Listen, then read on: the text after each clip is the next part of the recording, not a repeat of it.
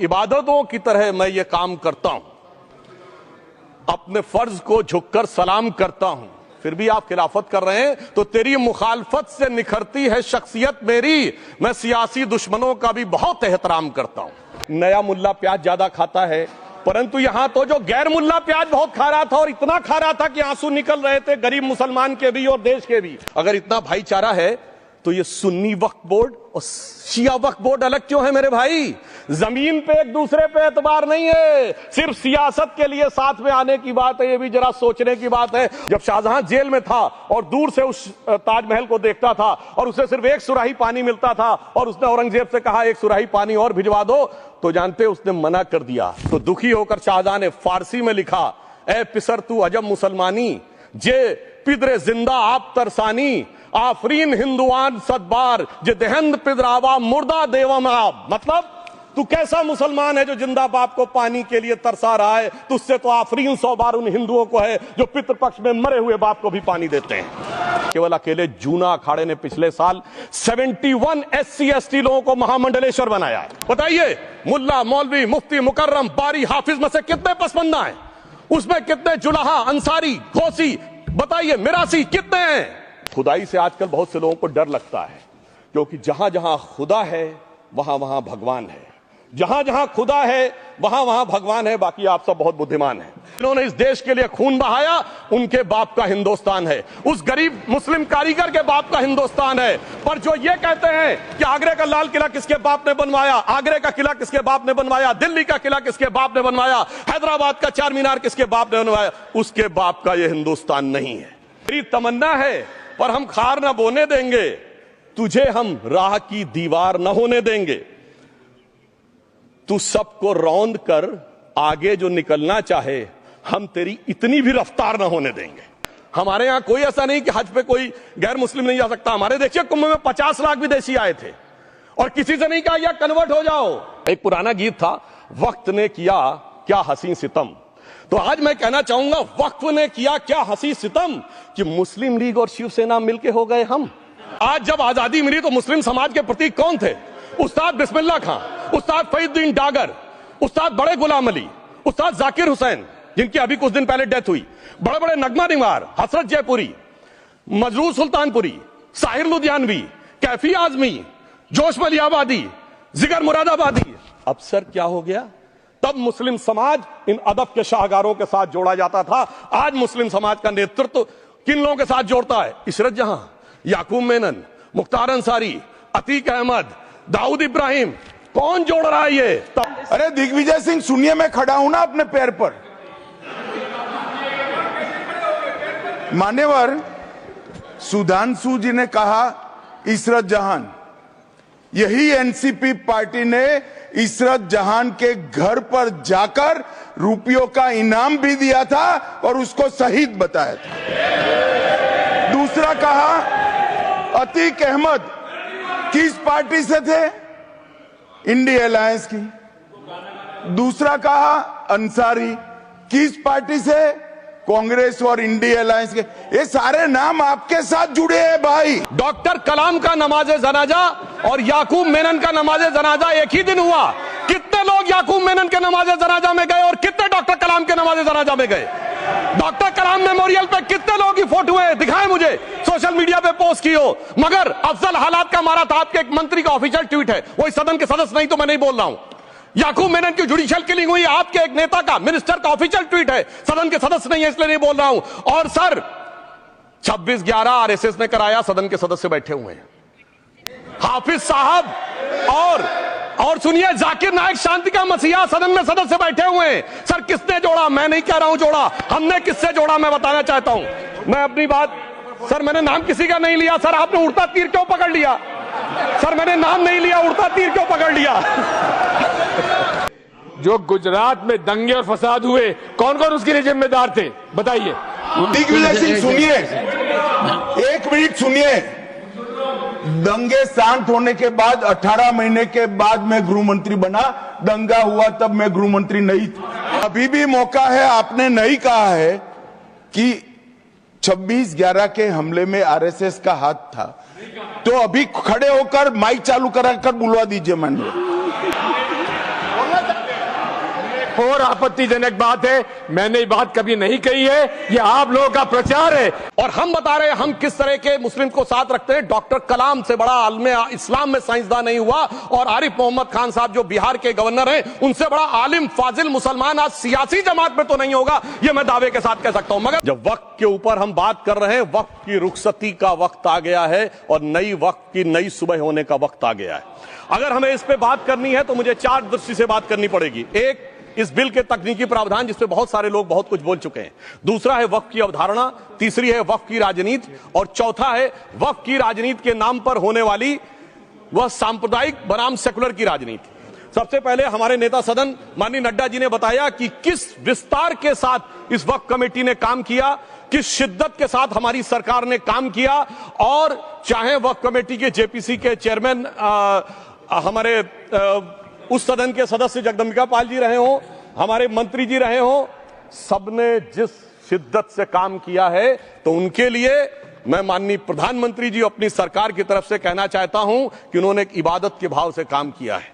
तो मैं कहना चाहता हूं, इबादतों की तरह मैं ये काम करता हूं, अपने फर्ज को झुककर सलाम करता हूं, फिर भी आप खिलाफत कर रहे हैं। तो तेरी मुखालफत से निखरती है शख्सियत मेरी, मैं सियासी दुश्मनों का भी बहुत एहतराम करता हूं। तो इस एहतराम के साथ मैं अब आगे का प्याम शुरू करता हूं, और मैं ये बताना चाहता हूं कि एक बड़ी सिंपल सी बात है जो अभी माननीय नड्डा जी ने भी कहा। दुनिया के तमाम मुस्लिम देश बता दिए, इस्लाम की धर्म स्थली सऊदी अरब, सबसे बड़ा मुस्लिम देश इंडोनेशिया, जहां खलीफत रही वहां टर्की, और यहां आईएसआईएस का इलाका, वहां इराक और सीरिया, वहां कहीं भी कुछ भी नहीं है ऐसा, फिर भी हमारे यहां क्यों है कैसा। तो मैं कहना चाहूंगा सभापति महोदय, एक हिंदी में कहावत होती है, नया मुल्ला प्याज ज्यादा खाता है, परंतु यहां तो जो गैर मुल्ला प्याज बहुत खा रहा था, और इतना खा रहा था कि आंसू निकल रहे थे गरीब मुसलमान के भी और देश के भी। इसलिए मैं कहना चाहता हूं सभापति महोदय, अगर छोड़ दीजिए भारत की बात करिए, तो क्या ऐसी कोई शक्ति सिखों के पास है, ईसाइयों के पास है, यहूदियों के पास है, पारसियों के पास है? नहीं है। छोड़ दीजिए, इस्लाम के अंदर आइए। अगर इतना भाईचारा है तो ये सुन्नी वक्फ बोर्ड और शिया वक्फ बोर्ड अलग क्यों है मेरे भाई? जमीन पे एक दूसरे पे एतबार नहीं है, सिर्फ सियासत के लिए साथ में आने की बात है। ये भी जरा सोचने की बात है। और जो अकलियतों में भी अकलियत है, आगा खानी है, बाकी है, जो बोहरा है, उनकी तो कोई गिनती नहीं है। हमारी सरकार ने पहली बार मुस्लिम समाज के अंदर भी ईमानदारी से सबको समान प्रतिनिधित्व देते हुए एक नई सुबह के नए वक्फ का आगाज किया है। इसके लिए मैं सरकार को बधाई देना चाहता हूं। और सिर्फ ऐसा ही नहीं है, मुस्लिम समाज के अनेक लोग इस प्रकार के नियमों से बहुत प्रभावित हुए और बहुत प्रताड़ित हुए, जिसके अनेक उदाहरण बहुत लोगों ने बताए होंगे। मोहम्मदन एजुकेशन सोसाइटी कोल्हापुर का केस है, ईदगाह मैदान हुबली का केस है, जिसपर सुप्रीम कोर्ट ने साफ साफ उसको हुबली धारवाड़ म्युनिसिपल कॉर्पोरेशन को वापस कर दिया। अनीसा अयाशा वर्सेस तमिलनाडु वक्फ बोर्ड का केस है, तेलंगाना स्टेट वर्सेस मोहम्मद मुजफ्फर का केस है, हिमाचल प्रदेश वक्फ बोर्ड वर्सेस ख्वाजा खलीलुल्लाह का केस है, और सभापति महोदय ताजमहल पर भी दावा कर दिया गया। अब तो मैं पूछना चाहता हूं, और सुप्रीम कोर्ट ने अपने जजमेंट में कहा कि भाई शाहजहां के जमाने का लिखा फरमान लेके आइए, तब हम मानेंगे कि इस पे कोई दावा है या नहीं। आप सोचिए कि अगर ये वक्त का कानून इसी ढंग से चला होता तो क्या होता। अभी हमारे जॉन ब्रिटास जी और मनोज झा जी ने बहुत सारी बातें बोली थी। एक प्यास की बात बोली थी उन्होंने, उड़ीसा के ग्राहम स्टोन्स का जिक्र किया था, तो उसमें तो कांग्रेस की सरकार सीबीआई की इंक्वायरी नहीं कर पाई थी। मगर जब ताजमहल का उल्लेख आता है सभापति महोदय, तो एक प्यास मुझे याद आ जाती है। जब शाहजहां जेल में था और दूर से उस ताजमहल को देखता था और उसे सिर्फ एक सुराही पानी मिलता था, और उसने औरंगजेब से कहा एक सुराही पानी और भिजवा दो, तो जानते उसने मना कर दिया। तो दुखी होकर शाहजहां ने फारसी में लिखा, ए पिसर तू अजब मुसलमानी, जे पिदरे जिंदा आप तरसानी, आफरीन हिंदुआन सदबार, जे देहंद पिदरावा मुर्दा देवम आप। मतलब तू कैसा मुसलमान है जो जिंदा बाप को पानी के लिए तरसा रहा है? तुझसे तो आफरीन 100 बार उन हिंदुओं को है जो पितृपक्ष में मरे हुए बाप को भी पानी देते हैं। और सभापति महोदय, मैं बताना चाहता हूं कि ये हमने ईमानदारी से मुस्लिम समाज के कल्याण के लिए बात की है, क्योंकि एक तरफ खड़ा हुआ है ईमानदार मुसलमान जो शराफत के साथ ईमान को गले से लगाए हुए हैं, और दूसरी तरफ कुछ चंद सरमाएदार हैं जो उस अमानत में खयानत करके शरारत के साथ उसके झंडा बरदार बनना चाहते हैं। तो ये मुकाबला किसके बीच में है? ये शराफत अली और शरारत खान के बीच में मुकाबला है। हमारी सरकार शराफत अली के साथ खड़ी है, हमारी गरीब मुस्लिम के साथ खड़ी है। ये गरीबों गुर्बत वाले गुर्बत अली और सरमाएदारे वाले गाजी खान के बीच का इलाका है। मगर मैं कहना चाहता हूं महोदय, एक बात मैं बहुत स्पष्ट रूप से कहना चाहूंगा, इन जरूरतमंद मुसलमानों की लड़ाई के लिए मैं कह सकता हूं कि ये गरीब मुसलमानों के दिल की कसक और कट्टरपंथी वोट के ठेकेदारों के मन की ठसक के बीच में हमारी सरकार ने उस कसक का साथ दिया है, जिसके लिए मैं मानता हूं गरीब और पसमानदा मुसलमान निश्चित रूप से उनका आभारी होगा। हां, मगर जब इसकी बात आती तो भी माननीय खड़गे जी भी बोल रहे थे, माननीय संजय सिंह जी भी बोल रहे थे, मनोज झा जी भी बोल रहे थे कि साहब आपके यहां वो कितने पुजारी हैं और कितने किस वर्ग के पुजारी हैं। तो मैं उनको बताना चाहता हूं, केवल अकेले जूना अखाड़े ने पिछले साल 71 SC ST लोगों को महामंडलेश्वर बनाया है। अरे आपको हमारे सदन में बैठे हुए बाल योगी उमेश नाथ जी नहीं दिखते? वैसे तो कहा जाता है जात ना पूछो साधु की, मगर मैं बताना चाहता हूं विश्व हिंदू परिषद के 50,000 से अधिक पुजारी ट्राइबल्स में जो शेड्यूल कास्ट है जो काम कर रहे हैं। मगर मैं हद अदब से पूछना चाहता हूं, बताइए मुल्ला मौलवी मुफ्ती मुकर्रम बारी हाफिज में से कितने पसमंदा हैं? उसमें कितने जुलाहा अंसारी घोसी बताइए मिरासी कितने हैं? बाकी छोड़िए, पर्सनल लॉ बोर्ड में है क्या? अरे वक्फ बोर्ड में है क्या? इसीलिए मैं कहता हूं खुद मियां फजीहत दूसरों को नसीहत। अगर ईमानदारी से बात करनी है तो उस पर आगे। मगर मैं एक बात और कहना चाहूंगा कि हमारी जो सरकार ने नाम दिया है, इसको उम्मीद नाम दिया है, और ये उम्मीद है किसके लिए? उस ईमानदार मुसलमान के लिए और देश के हर खास व आम के लिए ये उम्मीद है। मगर सभापति महोदय, कुछ लोग वो हैं जो उम्मा का ख्वाब पाले हुए थे। उम्मा शायद हमारे बहुत से लोग समझते हो ना समझते हो, पूरी एक एंटायर जो इस्लामिक खलीफत और राज होता है उसको उम्मा कहते हैं। उम्मीद वालों को तो उम्मीद की नई रोशनी दिख रही है, उम्मा वालों की उम्मीद पे पानी फिर रहा है।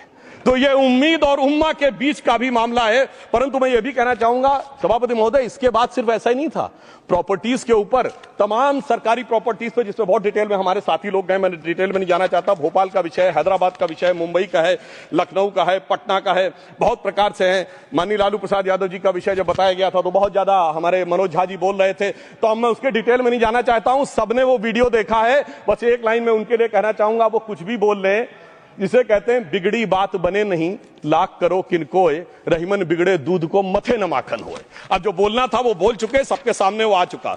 अब एक बात और है, दूसरे धर्म स्थलों के बारे में विषय आता है तो मैं याद दिलाना चाहता हूं, केरला के कैथोलिक चर्च ने 31 मार्च 2025 को जो लिखा, सिर्फ उसकी लास्ट की 2 लाइन बोलना चाहता हूं। We request the central government to get the amendment bill passed as early as possible so that the tears of thousands of suffering people in the place like Munambam can be wiped out only by a legal amendment that can provide a permanent solution to their suffering. We urge all the MPs from opposition party to support the bill so that the historic legislation can become unanimous. मगर सभापति महोदय, ये अल्पसंख्यकों की बात करने वाले जब अल्पसंख्यक की बात आती तराजू पे तौलते हैं, किसका वेट ज्यादा है, किसकी धमक ज्यादा है, किसकी खनक ज्यादा है, फिर तय करते हैं कि माइनॉरिटी के साथ आना है, किस माइनॉरिटी के साथ नहीं आना है। और मैं एक और बात कहना चाहता हूं, तमिलनाडु के तिरुचेरी मंदिर की बात आई, यमुनानगर में गुरुद्वारे की बात आई, केरल में क्रिश्चियन कम्युनिटी की जमीन की बात आई। बहुत सारे लोग प्लेसेस ऑफ वर्शिप के एक्ट की बात करते हैं, तो as per places of worship act Tamil Nadu का मंदिर का तो स्टेटस नहीं चेंज हो सकता भाई। 15 अगस्त 47 के बाद किसी प्लेस ऑफ वर्शिप का स्टेटस नहीं चेंज हो सकता, तो वक्फ बोर्ड को क्लेम फॉरफिट कर देना चाहिए, because it is in contrast to the places of worship act. परंतु अब सुनिए, यही गुरुद्वारे के बारे में भी होना चाहिए। मगर सभापति महोदय, चाहे वक्फ बोर्ड का एक्ट हो, चाहे प्लेसेस ऑफ वर्शिप एक्ट हो, एक ही को फायदा होना है, जिसे कहावत में कहते हैं खरबूजा छुरी पर गिरे या छुरी खरबूजे पे गिरे, आखिर में कटना भगवे रंग के खरबूजे को ही होता है। अब मैं यह भी बताना चाहता हूं कि इन संपत्तियों के द्वारा जो कुछ हुआ, उन्होंने इतनी चीजों को लिया है, इतनी चीजों को लिया है। एक पुराना उर्दू का शेर है कि मिटे नामियों के निशान कैसे कैसे, और ये जमीन खा गई आसमां कैसे कैसे।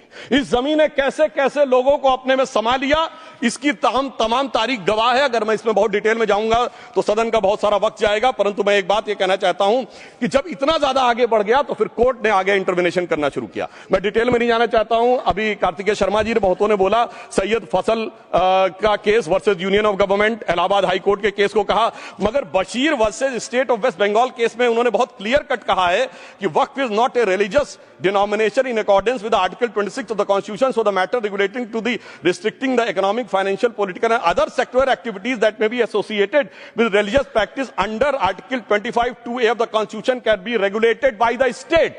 तो मुझे लगता है अब इसके बाद कोई किंतु परंतु का स्कोप नहीं रह जाना चाहिए।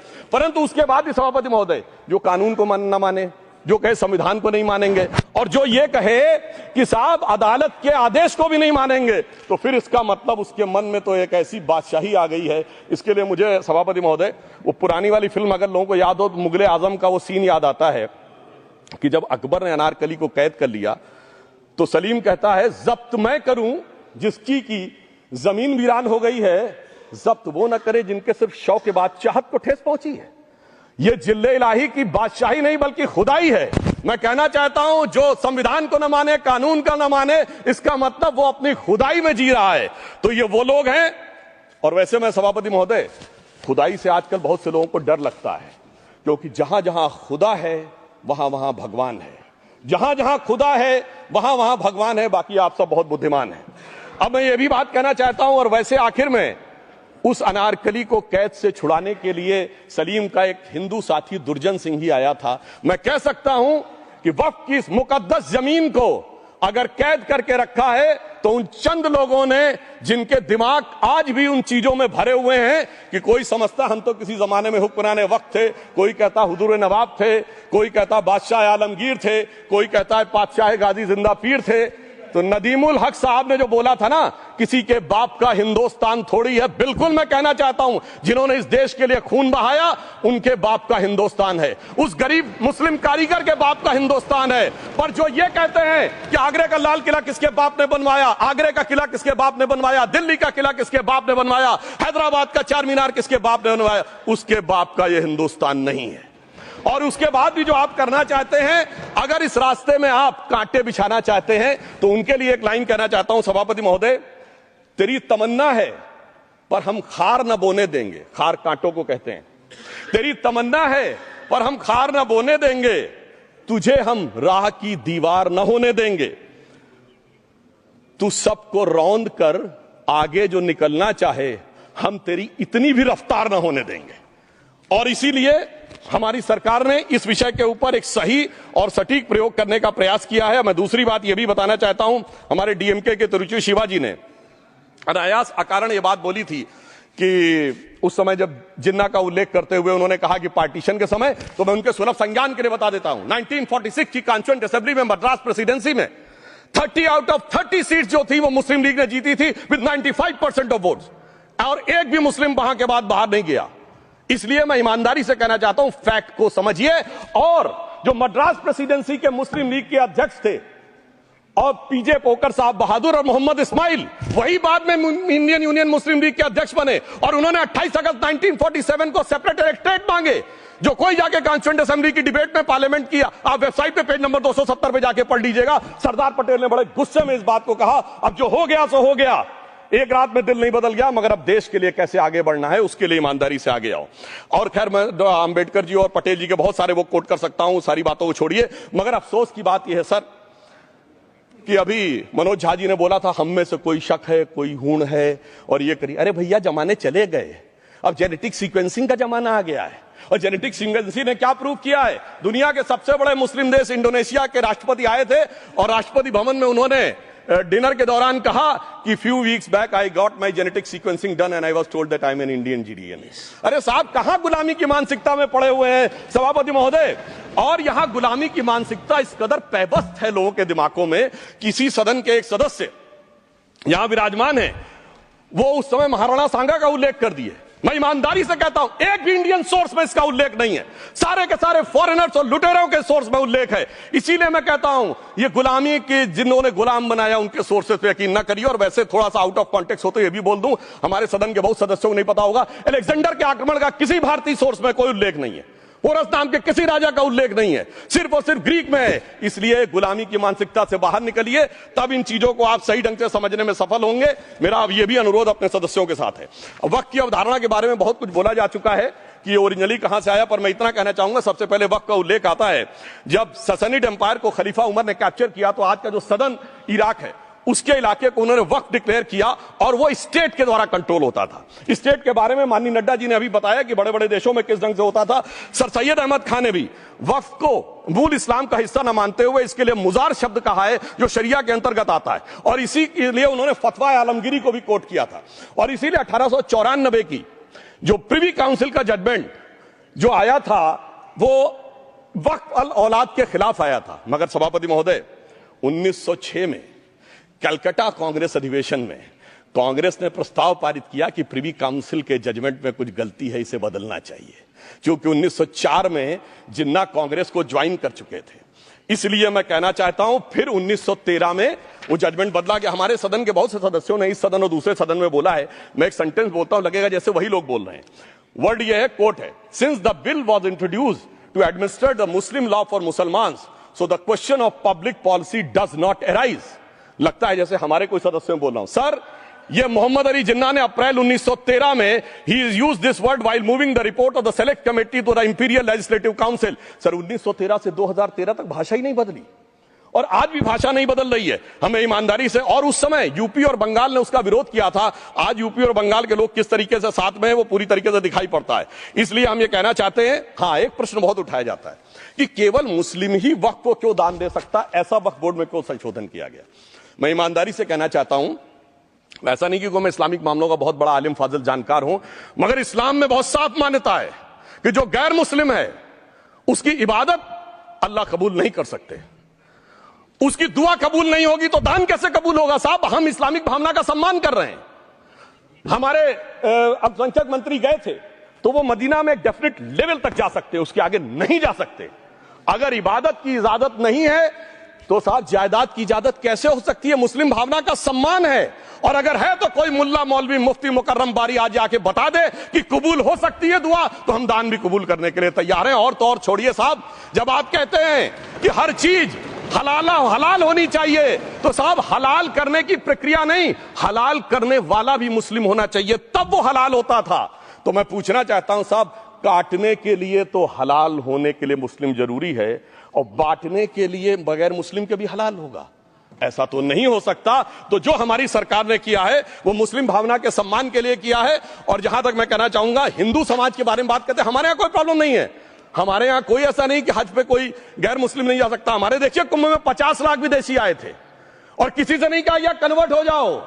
इसलिए मैं कहना चाहता हूं, हिंदुइज्म की धारणा और बाकी धारणा का जो तुलना करने का प्रयास करते हैं वो बहुत उचित नहीं है। मगर सभापति महोदय, इस वक्त ने कई अद्भुत नजारे दिखाए।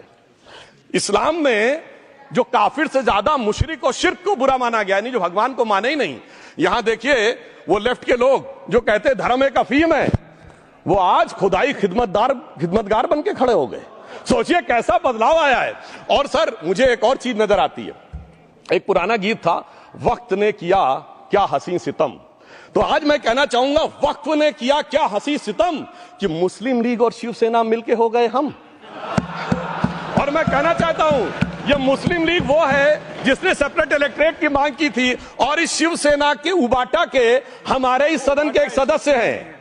और सर, हमारे साथ मुरली जी बैठे हैं, मुरली देवड़ा जी ने मुझे याद दिलाया, उन्होंने मिलिंद देवड़ा जी ने याद दिलाया, उन्होंने कहा एक जमाने में उन्होंने कहा था मुस्लिमों की नागरिकता छीन लेनी चाहिए। इसीलिए मैं कह रहा हूं, वक्त ने किया क्या हसी सितम, ये दोनों मिलके हो गए हम। और सर, मैं इसके बाद एक टेक्निकल बात करना चाहता हूं। जब इन्होंने टाइम ड्यूरेशन हटा दिया था और बैक में पीछे जा सकते थे, तो मैं पूछना चाहता हूं सर कि जब ब्रिटिश हुकूमत आई तो उसने तो मुगलों सारी हुकूमत ले ली थी, तो उनका मालिकाना हक कैसे हुआ।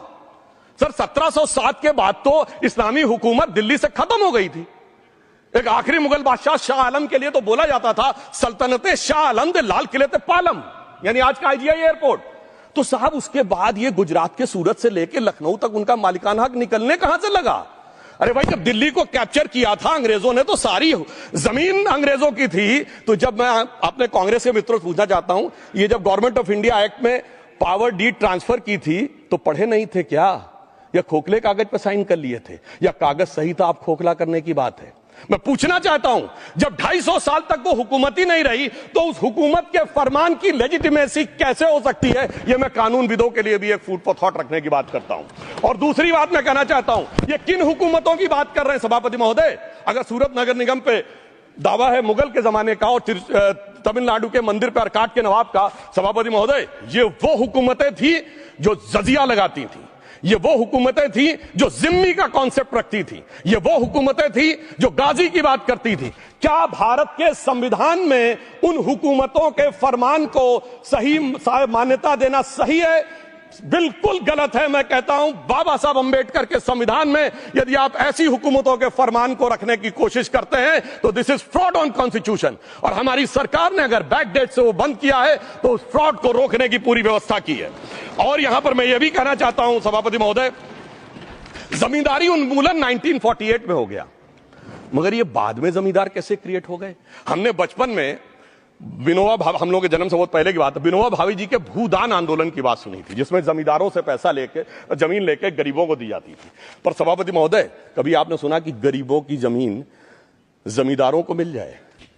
वो 2013 के बोर्ड ने वो व्यवस्था कर रखी थी। यानी वो भूदान आंदोलन था गांधी जी के शिष्य विनोबा जी का, तो आज के गांधियों के नेतृत्व में भू हड़प आंदोलन शुरू हो गया। अगर वो भूदान आंदोलन था तो ये भू हड़प आंदोलन था। इसलिए मैं एक और बात भी कहना चाहूंगा सभापति महोदय कि जिन हुकूमतों के फरमान की बात की जाती है, एक और फैक्ट है, इसको कोई अन्यथा न ले, जितने मुस्लिम बादशाह अलाउद्दीन खिलजी के बाद उन्होंने बगदाद की खलीफा का खुतबा पढ़ा है। That is a foreign rule, it's on record. कैसे उसको भारत सरकार मान्यता दे सकती है? इसलिए मैं कहना चाहता हूं, जरा सा गौर से देखेंगे तो हकीकत आपके सामने आ जाएगी। और क्या कभी किसी ने कल्पना की, किसी क्रिश्चियन ने तो नहीं कहा कि इंडिया गेट हमारा है, गेटवे ऑफ इंडिया हमारा है, और चर्च नहीं सही फिर भी चर्च गेट हमारा है? तो फिर यह केवल किसी एक के दिमाग में क्यों आती है?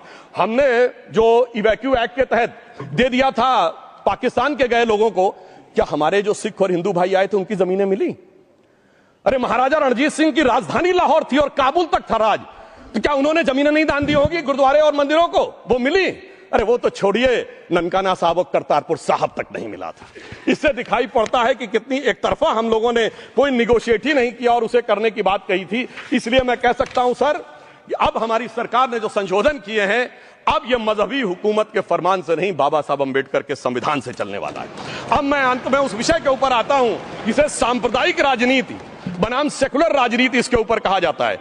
सभापति महोदय, मैं बताना चाहता हूं कि जब आजादी मिली उसके बाद क्या किसी ने डिमांड किया था कि हमें वक्फ बोर्ड चाहिए? नहीं किया था। फिर क्यों 54 में दिया गया? किसी मुस्लिम ने डिमांड किया क्या कि मदरसे चाहिए? फिर क्यों दिया गया? मुस्लिम समाज तो राष्ट्र की मुख्य धारा में आने को तैयार था, इसीलिए यूसुफ खान, दिलीप कुमार के नाम से आने में उन्हें कोई प्रॉब्लम नहीं थी। महजबीन बानो को मीना कुमारी के रूप में आने में प्रॉब्लम नहीं थी। मुमताज बेगम को मधुबाला बन के आने में प्रॉब्लम नहीं थी। हामिद अली को अजीत के रूप में आने प्रॉब्लम नहीं थी। मगर, और मैं यह भी बताना चाहता हूं, मुस्लिम समाज में बहुत बड़ा तबका उस समय इस बात को सोच रहा था, और अभी कपिल सिब्बल साहब बोले, ये उस चीज के वकील नहीं, इन्हें पता होना चाहिए, पता होगा कि सुन्नी सेंट्रल वक्फ बोर्ड राम मंदिर में 1961 में मुद्दई बना है, 12 साल के बाद। क्योंकि के मोहम्मद ने लिखा है कि एक बहुत बड़ा तबका था जो ये मानता था कि हमें इस चक्कर में नहीं पड़ना चाहिए। मगर अफसोस कि वही लेफ्टिस्टों, सेकुलरिस्टों ने उनको समझाकर इस मुकाम तक लाकर खड़ा कर लिया। अब यहां मैं एक और बात कहना चाहूं, खैर छोड़िए उन सरकारों ने बाद में क्या दिया, मगर उसके बाद सुनिए, इंदिरा जी के जमाने में मुस्लिम पर्सनल लॉ बोर्ड आया, तो राजीव जी के जमाने में शाहबानो केस आया, तो नरसिम्हा राव के जमाने में 95 का एक्ट आया, तो मनमोहन सिंह जी के जमाने में 2013 का एक्ट आया, मगर इलाज नहीं निकला। तो इसे एक शेर में कहूंगा कि मरीजे सेकुलर इश्क पर लानत खुदा की, मर्ज बढ़ता गया जो दवा की। अब मैं सभापति महोदय एक और बात कहना चाहता हूं, शुरू के 20-25 साल में मुस्लिम समाज के बारे में मैं कहना चाहता हूं। आज जब आजादी मिली तो मुस्लिम समाज के प्रतीक कौन थे? उस्ताद बिस्मिल्लाह खां, उस्ताद फरीदुद्दीन डागर, उस्ताद बड़े गुलाम अली, उस्ताद जाकिर हुसैन, जिनकी अभी कुछ दिन पहले डेथ हुई, बड़े बड़े नगमा निगार, हसरत जयपुरी, मजरूर सुल्तानपुरी, साहिर लुधियानवी, कैफी आजमी, जोश मलियाबादी, जिगर मुरादाबादी। अब सर क्या हो गया? तब मुस्लिम समाज इन अदब के शाहकारों के साथ जोड़ा जाता था। आज मुस्लिम समाज का नेतृत्व किन लोगों के साथ जोड़ता है? इशरत जहां, याकूब मेनन, मुख्तार अंसारी, अतीक अहमद, दाऊद इब्राहिम। कौन जोड़ रहा है ये? तब से सर जब से ये सेकुलर हो गया देश 1976 से और सेकुलर सियासत शुरू हुई, उसने ले जाकर इनको इस मुकाम तक पहुंचाया। और इस वक्फ बोर्ड के बिल में भी जो बात कही जा रही है, सर मुस्लिम समाज को यह समझाया गया कि तुम्हें बीजेपी वालों को तुमसे बड़ी अदावत है और कहा गया इनको बड़ी मोहब्बत है। जब यह देश आजाद हुआ, मैं उत्तर प्रदेश का रहने वाला हूं, उत्तर प्रदेश में 1931 की संसद में 8% रेट ऑफ डेथ थी और सैयद मुसलमानों में 24% थी। यूपी की ब्यूरोक्रेसी में 20% थे। आज कहां चले गए सब? मैं एक लाइन में कहना चाहूंगा, ये अदावत और मोहब्बत की सियासत में ऐसे फंसे कि किसी को किसी की मोहब्बत ने मारा, किसी को किसी की अदावत ने मारा, मगर इस शराफत अली को सेकुलर सियासत ने मारा। और मैं सभापति महोदय एक और बात कहना चाहता हूं कि चलिए बोलिए। Fauzia Khan, please one second, mike is there. Yes, ये बोल रहे हैं मुस्लिम समाज आज का इशरत जहां और फलाना टेररिस्ट के साथ नाम जोड़ रहे हैं। ये बिल्कुल आरोप है सर, इसको एक्सपंज करना चाहिए।